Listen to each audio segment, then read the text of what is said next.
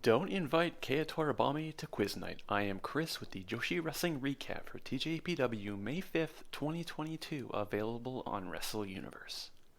Tjpw put on their second Golden Week show, and while it didn't have any title matches like the previous show, it was still fun. There was an Osaka quiz match, and was headlined by a special 2 out of 3 falls 8 women's tag match. This was a multi-camera show with Japanese commentary, and the Up Girls sang and danced to start the show. The opening match was a singles match between Yuki Aino and Haruna Neko. This was a fine opening match, and Haruna Neko got in quite a bit of offense. To start, Haruna Neko kept dodging Yuki Aino's grabs, trying to frustrate her. This didn't really work though, because Yuki was able to get a headlock on Neko when she tried to go behind her. Haruna Neko used her trusty claws though to escape. Throughout the match, Haruna Neko would use her scratch attacks to varying levels of success to get out of jams or inflict pain. But you can't really win a match with only scratch attacks. After Yuki Aino caught Haruna Neko's rolling codebreaker, Yuki's running bulldog and Venus DDT were not far behind, and Yuki Aino got the pinfall victory. The second match on the card was a weird one. Hyper Misao made up special rules for the match. It was a match with 2 count pinfalls and submissions, and after each pinfall or submission, a question about Osaka is given, and you need to answer the question correctly to get a point. First to 2 points wins. Why questions about Osaka? That is where the show was taking place, and Tjpw doesn't tour outside the Tokyo area often, so it was a bit extra for the fans. Tjpw came out the gate hot with drop kicks and a spinning back kick, and got Hyper Misao down for a 2 count. Tjpw answered the question correctly and got a point. From this point on, Hyper Misao became more cautious. Misao got Tjpw down with a crossbody for 2, but couldn't answer the question, so she didn't get the point. Tjpw then pinned Misao, but also couldn't answer the question and didn't get the point. Tjpw got another chance not too much later, but again couldn't answer the question correctly. Kea again got another chance after she hit her back somersault kick, and again couldn't answer the question. Hyper Misao got her first point after she rolled up Tjpw after Kea missed her second rope flipped senton and answered the question correctly. Kea would get another chance to win after she took Hyper Misao off the top corner with a sunset flip pin, but didn't even try to answer the question, she just dropped the mic. Hyper Misao got Tjpw in a submission in the middle of the ring, and Kea submitted. Hyper Misao answered the question correctly, and won the match 2-1. Don't expect Tjpw on Jeopardy anytime soon based on how well she did in this quiz match.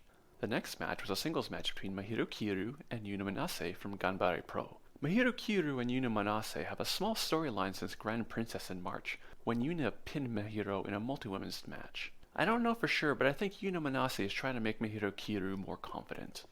Yuna Manase is much stronger than Mahiro Kiru, so Yuna Manase was in control for much of the match. But when she got control, Mahiro did a good job of keeping the pressure on Yuna with forearms and elbow strikes. But one Yuna Manase lariat led to a second one, and Mahiro Kiru stayed down for the 3 count and Yuna wins. I wouldn't be surprised if Mahiro Kiru shows up in Ganbare Pro at some point soon.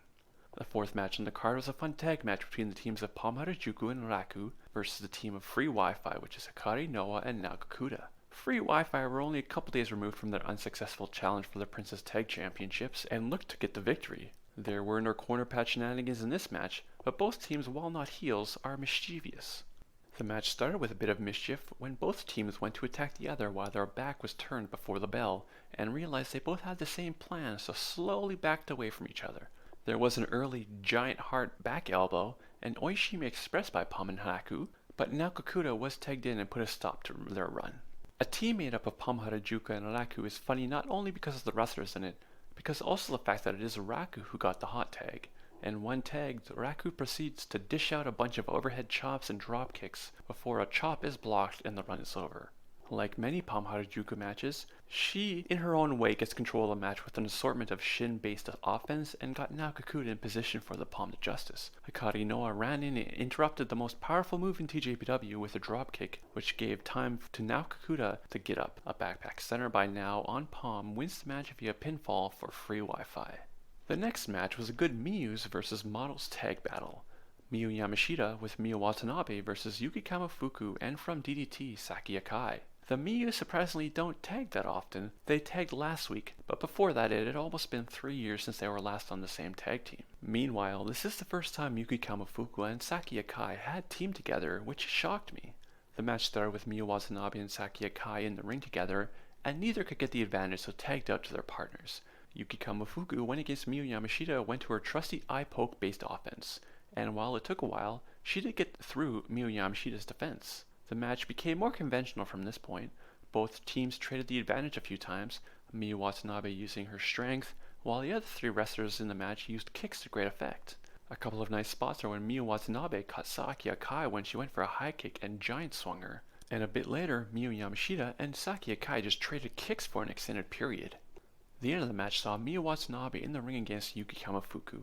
Miyu Watanabe had been breaking down Yuki's, targeting her back, but Saki Akai came in and helped Yuki Kamifuku and they hit stereo avalanche brainbusters on the Miyus. From that point forward, Miyu Watanabe was doing all she could to survive, while Yuki Kamifuku tried to put Miyu away with her famouser. It took 3 famousers, but Yuki Kamifuku was able to get the pinfall victory. The models beat the Miyus. I don't know if this will lead to anything, but Saki Akai teaming with Yuki Kamifuku makes sense. That is a team that could win the Princess Tag Championship. That brings us to the main event, a special 2 out of 3 falls, 8 women's tag match between the veterans of Tjpw against the class of 98, who are 4 wrestlers in Tjpw who were born in 1998. For the veterans we had Shoko Nakajima, Rika Tatsumi, Mizuki, and Maki Ito. The class of 98 was Moka Miyamoto, Arisu Endo, Suzumi, and Yuki Arai. This was a very good match, but it was a longer match, so I can't really go that much into detail about it, but I will highlight some important parts. Throughout the whole match, and especially the first half, there were fun interactions between Rika Tatsumi and Mizuki. Obsessed is probably too strong a term, but Rika is infatuated with Mizuki. Mizuki usually goes out of her way to avoid interacting with her because Rika's attention weirds her out. Because of this, they are rarely on the same team in matches. Maki Ito is also weirded out by Rika Tatsumi's infatuation with Mizuki, so does try to step in front of it sometimes. Speaking of Maki Ito, she was fun in this match. She bit Suzumi's finger at one point, and got to do her cutest in the world call out and punched all of Suzumi, Arisu Endo, Moka Miyamoto, and Yuki Arai at the same time, but only after pushing Rika Tatsumi to the floor after Rika tried to say Mizuki was the cutest in the world.